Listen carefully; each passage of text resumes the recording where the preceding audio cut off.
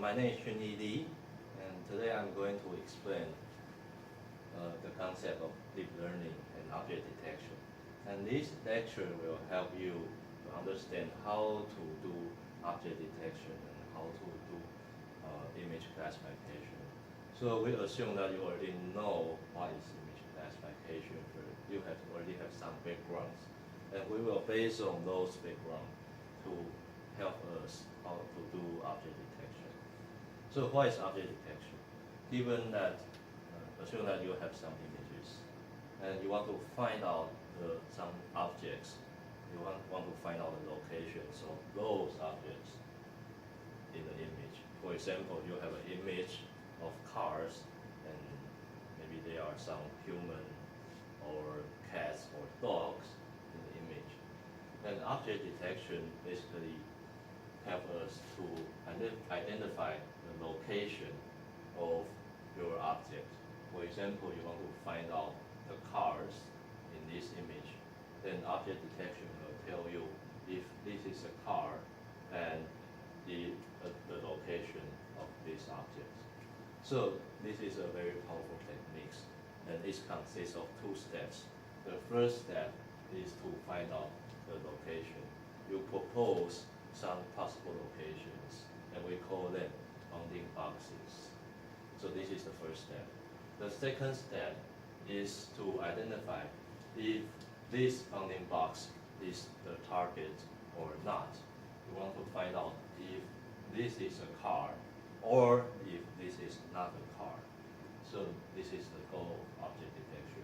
We want to know how many target objects are in this image. And the way we use to identify the target class is neural network. So what is neural network? Neural network is basically a series of layers of neurons.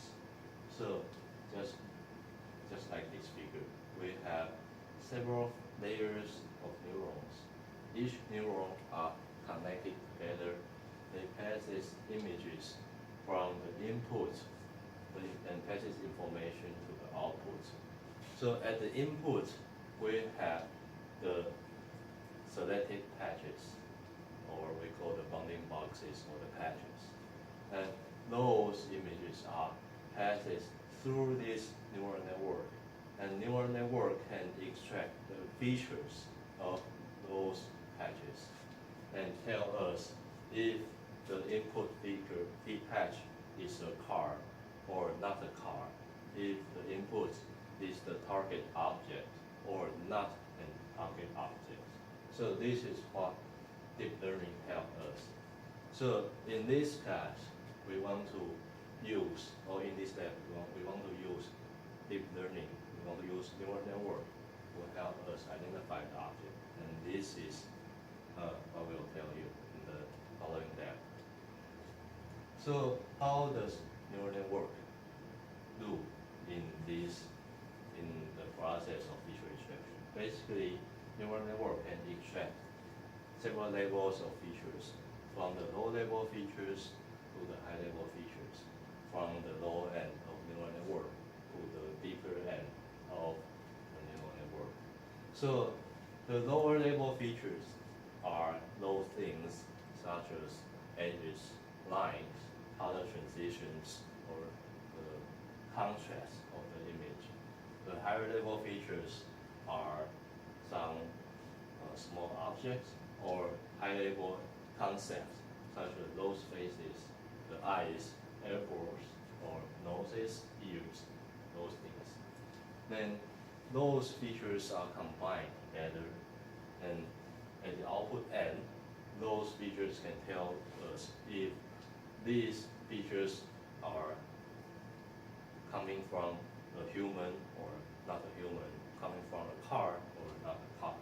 So this is a very powerful tool, and we will use this tool in the process of object detection.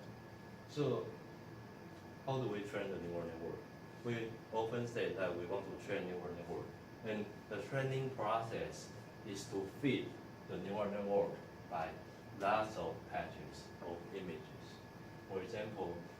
prepare thousands of tons of thousands of images and use those images to tell the neural network if the images are the target objects or not target objects. The neural network, based on the predicted results and the golden result, we call it ground truth. The neural network compare the difference of these two and feedback the parameters in the neural network and adjust them to train the neural network to become better and better. So the accuracy of the neural network can be up to 80% to 90%, and in recent years it gets higher and higher. So this is very powerful. Once we can do the image classification, we call this process image classification. We can use this tool in the process of object detection. So how do we do it? The first step is to find bounding boxes.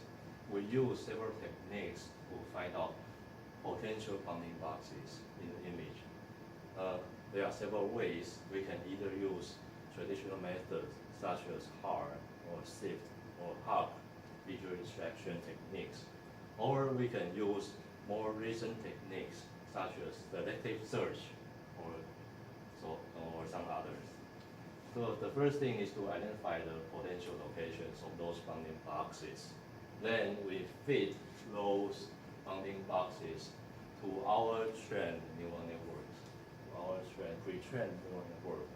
Then the neural network can tell us if those candidate bounding box are our objects or not.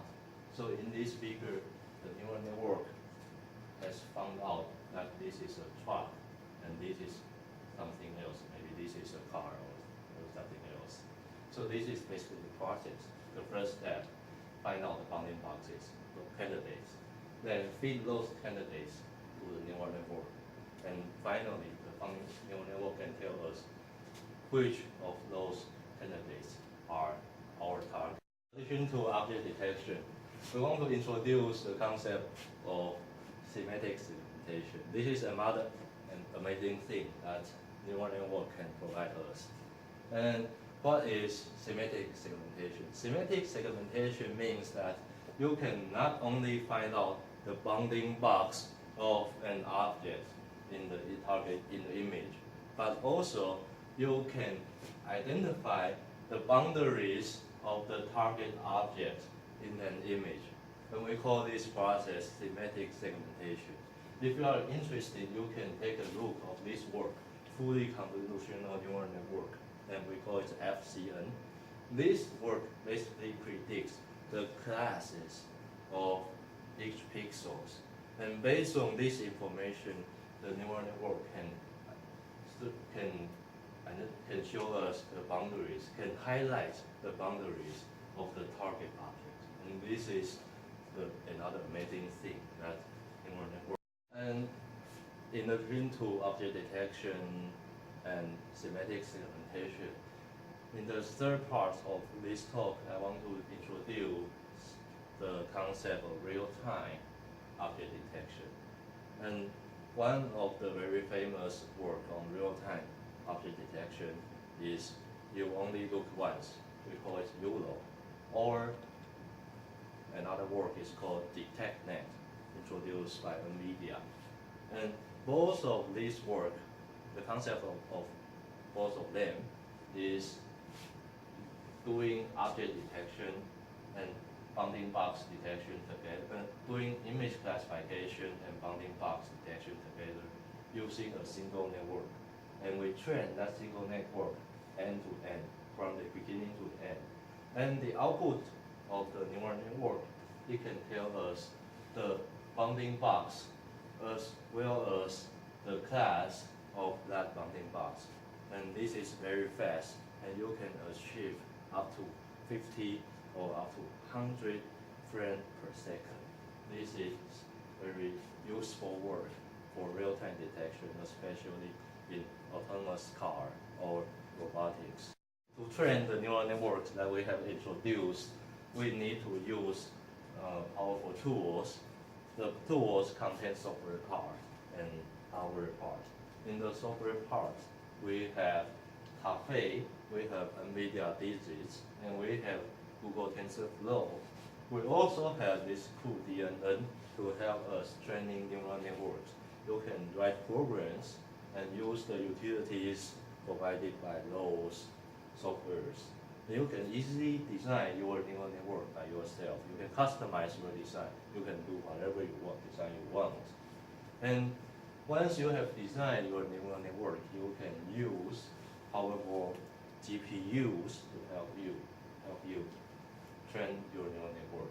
You use Python X to do back propagation for several thousands or millions of iterations. Then once the neural network has been trained, you can deploy those neural network on embedded devices such as JSON TX1, TX2, or PX2, and so on. So this is the process of training a neural network. At the server end, you use powerful GPUs to train the neural network. And at the embedded end, you apply the neural network to do forward propagation, to do the inference part. So this is the process. And in the lab, in this lab, we will facilitate this process by telling you how to use NVIDIA digits. And by using NVIDIA digits, you can easily process your training data, and you can easily select the type of neural network you want to use. And combining these two, you can train your network to identify the location of the objects. You can do object detection, you can also do image classification easily. In the process of training, you can monitor the decreasing trend of neural network loss function. And also you can see that you get higher and higher accuracy as you train more time steps or get more iterations. Your accuracy will rise from like 60% to up to 90%. So this is very amazing. You can use it. And at the end of the lab, you can also visualize your training result. You can see that, you can identify this digit is A, and you can see that each layer, you can see the feature map of each layer, and so on. So this is very powerful, and thanks for